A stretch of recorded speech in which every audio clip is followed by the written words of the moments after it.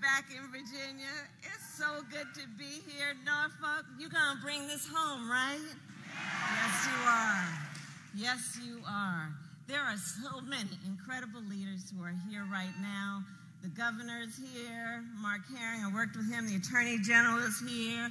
We're going to elect Hala Ayala to be the next lieutenant governor. We have got the Virginia House of Delegates. We're going to take that back, right? Virginia Beach and Norfolk. Bobby Scott is here. Elaine Luria is here. They're all here, and we're all here together. We are all here together. So listen, 4 days to go. Tomorrow is a very important day, and the days leading up to Tuesday are very important days. And Tuesday is a critical day that will determine whether we either turn back the clock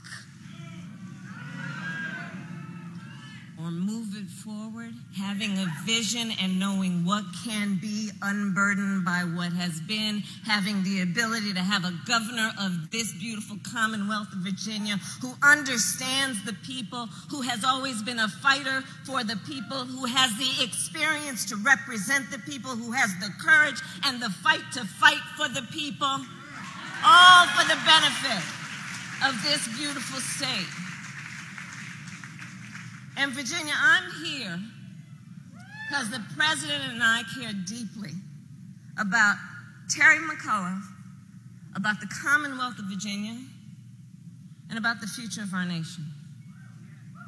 Now, you all know that every 4 years when this election happens for governor of Virginia, it's a tight election, it's a close election, and it is a bellwether for what happens in the rest of the country. You know, the last time I was standing with Terry, I saw a bunch of signs and they said, "Don't Texas, Virginia."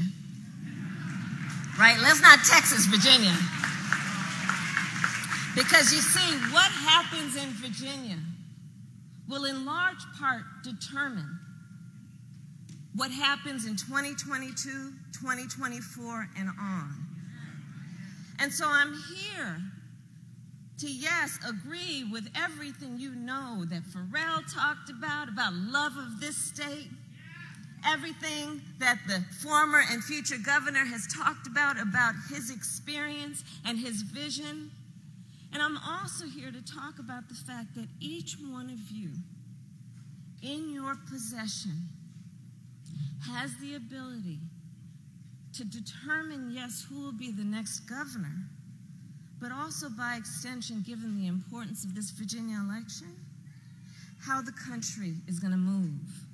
And in that way, each of you has a power to impact the lives of people you may never meet, people who may never know your name, but because of what you do tomorrow and the next day and the next day and Tuesday, their lives will forever be impacted by what you do in this election. The power is in your hands. And elections matter. Elections matter.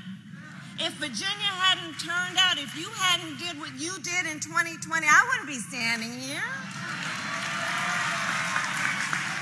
Elections matter. Organizing matters. Talking to your neighbors matter. Texting, emailing, seeing a perfect stranger on the street, but in their face, like Pharrell talked about, in the face of a stranger, seeing a neighbor with an equal investment in the outcome of this race. It matters. So we have got to do everything in our power to reach out to everyone we see and know and remind them not only that this election matters, but that they matter, that we matter, that Virginia matters.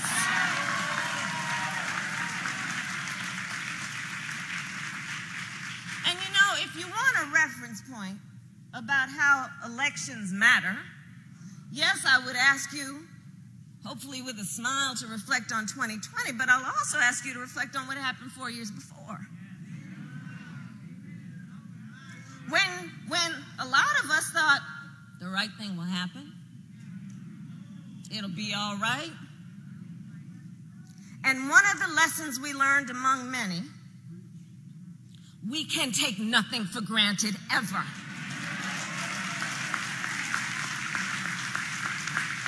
Every time in our nation when we have experienced and seen progress, it was not because we sat back and assumed it would all be all right.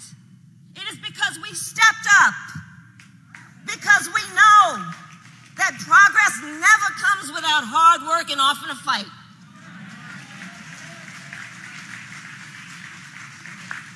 So what's at stake in this election? Why are you asking us, Kamala, to do all of this? Well, who is governor matters. Who is governor matters. If you care about the rights of women to make decisions about their own bodies, who is governor matters. If you care about whether there's a governor who says, I respect the right of a woman in consultation with her family, her God, to make decisions about her own body, elections matter. Electing Terry McAuliffe will matter.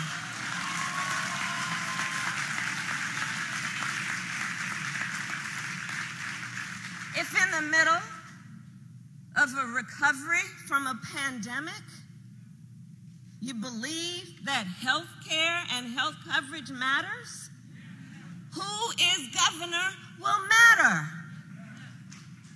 If you believe that concerning oneself with the condition and well-being of our members of our military matter, who is governor will matter. Just look at his record when he essentially ended veteran homelessness when he was governor before. Who is governor matters. When we are looking at whether we take seriously this beautiful earth we have been given and the seriousness of this climate crisis, who is governor will matter in terms of saying we must prioritize these issues and not accept false choices. We care about jobs and we care about the climate. We need to reduce greenhouse gas emissions. We need to invest in renewable energies. We need governors who stand up, stand tall, stand strong on these issues that are unique in so many ways about this moment and why this moment matters. If you care how workers are doing and working people, and you understand that when 2 million women had to leave the workforce, a large part of it had to do with an inability to afford or have access to child care. Who is governor matters.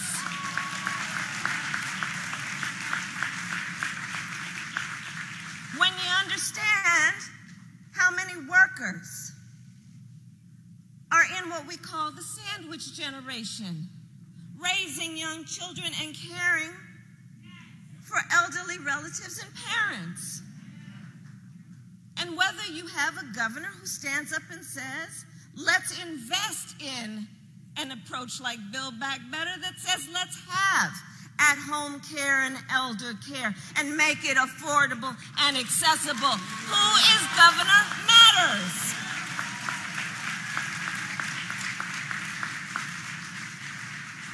When you understand that whether you are a member of a labor union or not, you have labor to thank for the 5-day work week, for the weekends, for sick leave, for paid leave if you've got it, and that a governor matters on whether we will fight always to protect collective bargaining. Who is governor matters.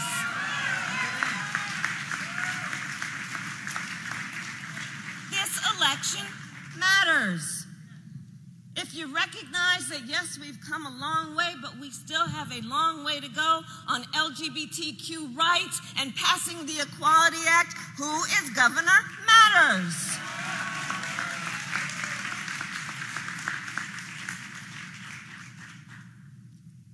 These next 4 days matter. And the power is in your hands. And we've seen the power of the people. In fact, I will tell you, on the list of who is governor matters, if you believe that the right to vote and access to the polls matters, who is governor matters. When we talk about Don't Texas Virginia, that's one of the top things I have in mind. Choice, one of the top things I have in mind. Watch what's happening around this country.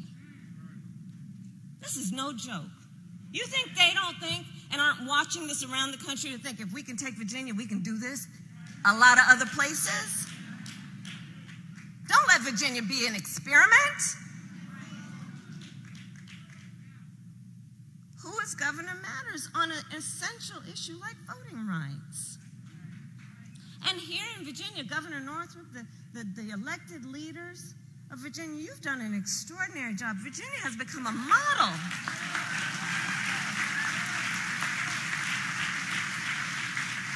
On what it means to say that if we will maintain and strengthen our democracy,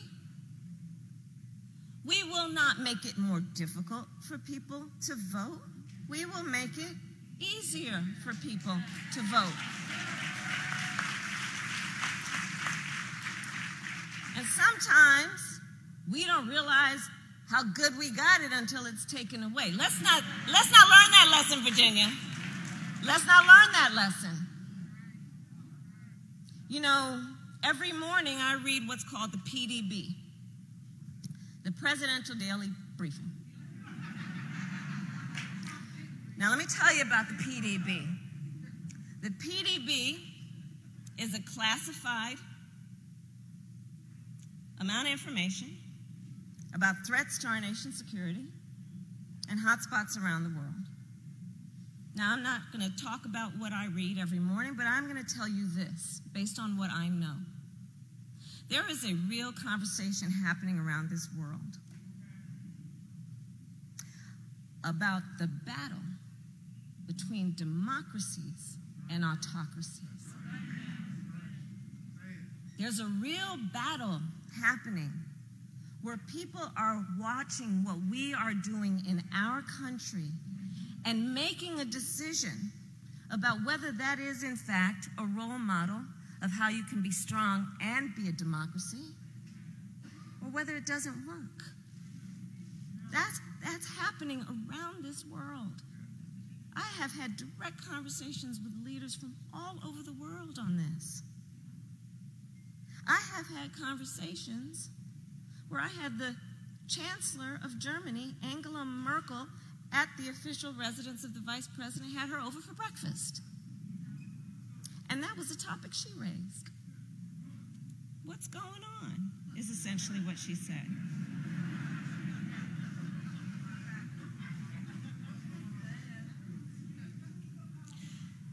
And I told her that we are strong in our beliefs, that though we may be tried and tested, that the American people will always stand for the pillars of our democracy. And we know, as imperfect as we are, as flawed as we may be, one of the strengths of who we are as a nation is we always fight for our ideals. We are a work in progress. There is no question about that.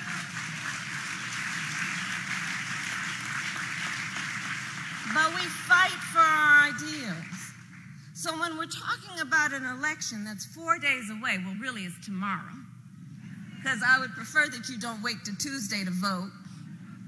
I would prefer you vote tomorrow. and tell everybody you know to vote tomorrow. Nothing like saying, you want to meet me tomorrow? What you doing tomorrow? You got any plans tomorrow? Tomorrow's a good day. It's going to be a good day. But the point is, there is so much power in the hands of the people, including not only determining the outcome of this very, very important election, but making a statement about who we are as a nation. All of that is at stake. And I think moments like this should cause us to really look in a mirror and look in that mirror and say, I've got power. I've got power. Say, I've got power. The power is in my hands. I have the power to decide. I have the power to weigh in. I have the power to order what I want for my children and my family. And I will do that through my vote. And I will